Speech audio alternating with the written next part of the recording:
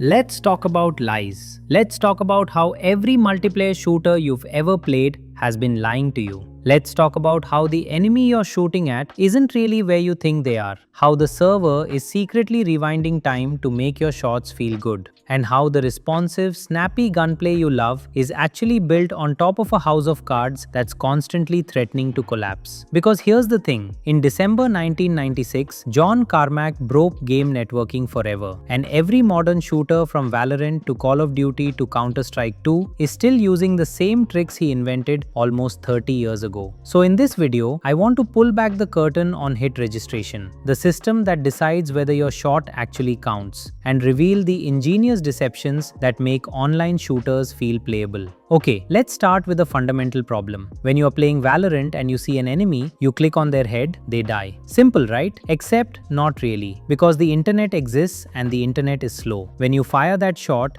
your input has to travel from your computer through a bunch of routers across potentially thousands of miles of fiber optic cable to a server, get processed, and then the result has to travel all the way back. We call it ping, and it's usually somewhere between 20 and 200 milliseconds depending on how far you are from the server. Now, 50 milliseconds doesn't sound like a lot, but in a game where headshots are decided by single pixels and reaction times matter, 50 milliseconds is an eternity. And here's where it gets weird. Because of this delay, there are actually 3 different versions of reality happening at any given moment in a multiplayer match. There's what you see on your screen, there's what your enemy sees on their screen, and there's what the server thinks is actually happening. And none of them are quite the same. The enemy you're looking at on your screen, that's not where they actually are. That's where they were about 100 milliseconds ago. You're shooting at a ghost. Now, before we get to how modern games solve this, let's go back to the dark ages. Doom was revolutionary for a lot of reasons, but its networking was not one of them. Doom used something called lockstep networking, which basically means every player has to wait for every other player before the game can advance by a single frame. So if you're playing with 3 friends and one of them has garbage internet, everyone runs at the speed of garbage internet. This meant that online Doom felt like wading through molasses. Input lag of 300 milliseconds or more was common. You'd press forward and wait almost half a second before your character moved. It was, in technical terms, really bad. Fast forward to 1996. Quake. John Carmack, the legendary programmer behind Doom and Quake, had a problem. Quake's original networking was just as bad as Doom's. Players were complaining, and Carmack wanted to fix it. But here's the thing, Carmack had a T1 line running directly to his house. That's basically fiber optic internet in an era when everyone else was using dial-up modems. So he genuinely didn't understand why everyone was complaining, until he tried playing on a normal connection and realized, oh no, this is unplayable. So in December 1996, Carmack released Quake World, a completely rewritten version of Quake's networking, and he introduced the first lie: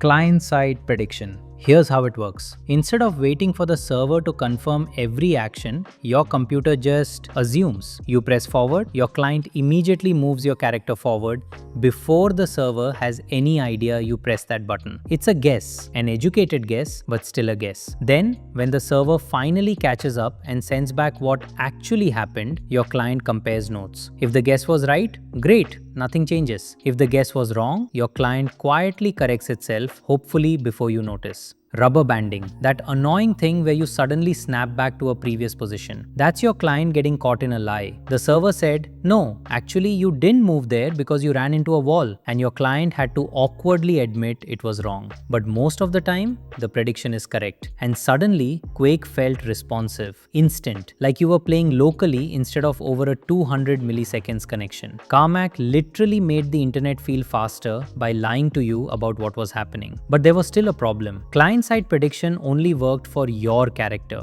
You knew what buttons you were pressing, so your computer could predict your own movement. But what about everyone else? You have no idea what your enemies are doing, so your client can't predict their movement, which means you're still seeing them with a delay. In Quake World, this meant you had to lead your targets. If you wanted to hit someone, you couldn't aim at where they appeared on your screen. You had to aim at where they were going to be by the time your shot reached the server. It was like throwing a ball to a running friend. You don't throw at them, you throw ahead of them. This was not ideal for a shooter, especially for weapons that were supposed to feel instant. So for 5 years, that's where things stayed. Client-side prediction made your own movement feel good, but hitting enemies still felt weird. Then, in 2001, a Valve engineer named Jan Bernier had an idea. What if, instead of making the client predict the future, we made the server remember the past? This is lag compensation, and it's the second lie, the big one. The server keeps a rolling history of where every player was for the last second or so, just constantly recording snapshots of the game state like a security camera. Now, when you fire a shot, your client doesn't just send "I fired."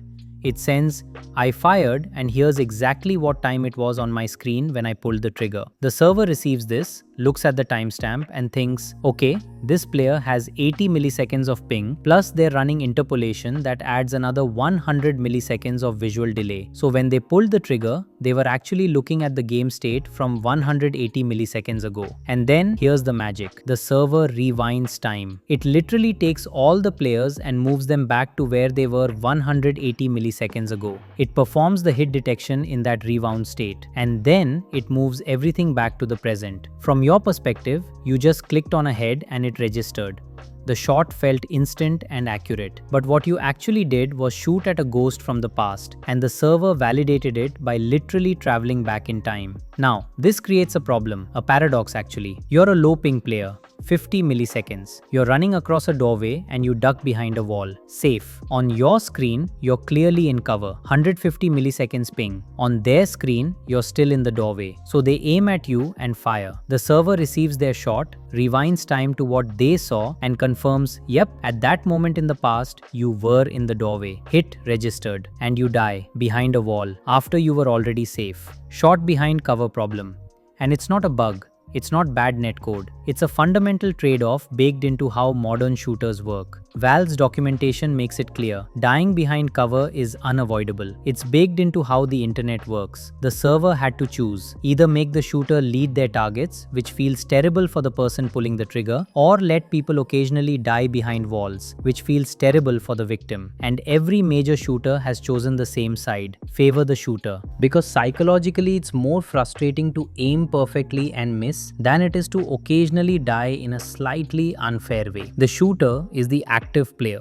The victim is passive. So the system prioritizes the shooter's experience. Okay, so that's the foundation. Client-side prediction for your movement, server-side lag compensation for your shots. But modern games have refined this system in different ways, and those differences matter. Let's talk tick rate. The server doesn't run continuously. It runs in discrete steps called ticks. A 64-tick server updates 64 times per second. That's once every 15.6 milliseconds. A 128-tick server updates twice as fast, once every 7.8 milliseconds. Higher tick rate means more precision. Less time between updates means less room for error. Valorant runs at 128 tick for everyone. Riot made this a huge marketing point. They even built their own internet backbone called Riot Direct to reduce latency even further. CSGO ran at 64 tick for public matchmaking, which led to years of complaints from competitive players who swore they could feel the difference. Apex Legends runs at just 20 tick. 20. Which means 50 milliseconds between updates. In a fast-paced shooter with characters sliding and flying across the map, we have already covered tick rates in our previous videos, so watch that if you want a deeper explanation. But let's talk about one more thing, what you actually see on screen. Remember how I said you're shooting at ghosts? Let's get into why. The server sends updates, but those updates don't arrive smoothly. They come in bursts, with gaps in between. If you just displayed the latest update whenever it arrived, enemies would teleport around the map like they're lagging. So instead, clients use something called interpolation. Your client holds two snapshots from the server, the one you just received and the one before it. Then it smoothly animates enemies moving between those two positions. This looks great. Silky smooth movement. No teleporting, but it adds delay because you're always rendering a position from the past partway between two snapshots that already arrived late.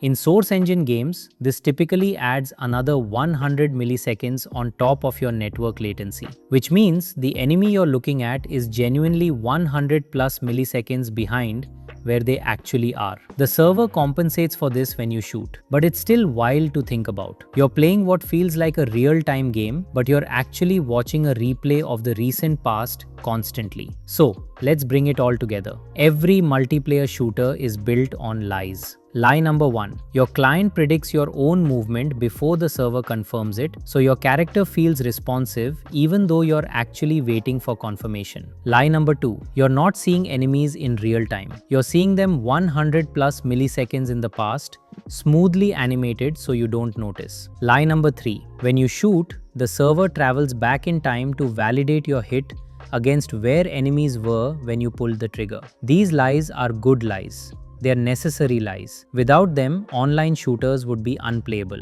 The internet hasn't gotten faster since 1996. Fiber optic cables still carry light at 2/3 the speed of light. Physics is physics. What's changed is that we've gotten much better at hiding the latency, at strategically placing the deception where players won't notice it. And when you understand how it works, when you know about the rewinds and the prediction and the interpolation, you start to appreciate just how much engineering goes into making your shots feel instant. Every headshot you've ever landed in Valorant or CS or Call of Duty was validated by a server time machine, checking whether a ghost from the past was standing where you thought it was. And honestly, that's kind of beautiful.